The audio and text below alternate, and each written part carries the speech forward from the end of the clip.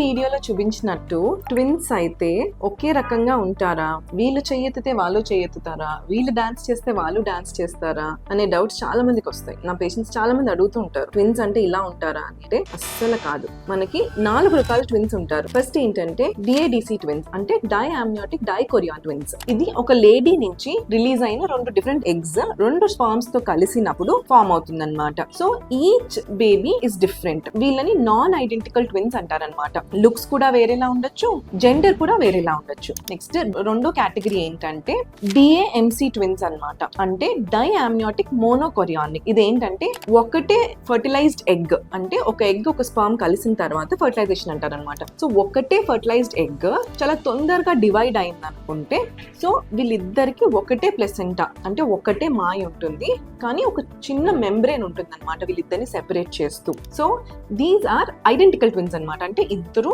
ఒకే gender అవుతారు and ఒకేలా కనిపించవచ్చు, కానీ వీళ్ళు ఒక బేబీ చేసిందే ఇంకో బేబీ చెయ్యాలి, వీళ్ళు ఏం చేస్తే అదే ఇంకొకరు చేస్తారు అని అయితే లేదు. మూడోది మోనోకొరియానిక్ మోనోఅమ్నియోటిక్. అంటే వీళ్ళిద్దరికి ఒక్కటే వూంబ్ ఉంటుంది అనమాట, ఒకటే మాయ, వీళ్ళిద్దరిని సెపరేట్ చేస్తూ ఏ మెంబ్రేన్ ఉండదు. సో వీళ్ళని మోనోకొరియానిక్ మోనోఅమ్నియోటిక్ ట్విన్స్ అంటారు. వీళ్ళు కూడా ఐడెంటికల్ ట్విన్స్, ఎందుకంటే ఒకటే ఫర్టిలైజ్డ్ ఎగ్ డివైడ్ అవుతుంది అనమాట, కానీ కొంచెం లేట్ గా డివైడ్ అవుతుంది. అంటే 4 to 7 days ఆఫ్టర్ ఫర్టిలైజేషన్ తర్వాత డివైడ్ అవుతుంది అనమాట. సో ఇలా అవ్వడం వల్ల ఐడెంటికల్ ట్విన్స్ అవుతారు అండ్ ఒకటే జెండర్ కూడా ఉంటారు, ఒకటే మాయ కూడా షేర్ చేసుకుంటారు. ఫోర్త్ది కంజాయింట్ ట్విన్స్ అనమాట. ఇదేంటంటే ఒక ఫర్టిలైజ్డ్ ఎగ్ చాలా లేట్ గా, అంటే 8 days తర్వాత డివైడ్ అయితే కనుక వీళ్ళని కంజాయింట్ ట్విన్స్ అంటారు. అంటే వీళ్ళు ఎక్కడో అక్కడ ఒక పార్ట్ లో అతుక్కుని ఉంటారు, హెడ్ కానీ థొరాక్ కానీ నడుం దగ్గర కానీ ఎక్కడో ఒక చోట అతుక్కుని ఉంటారు. ఇది చాలా చాలా చాలా రేర్ ఫినామినా. ఇప్పుడు మీకు ట్విన్స్ గురించి అర్థమైంది అనుకుంటే కదా, మనకి ఒకే రకంగా ఉండే ట్విన్స్ ఎప్పుడు పుడతారు,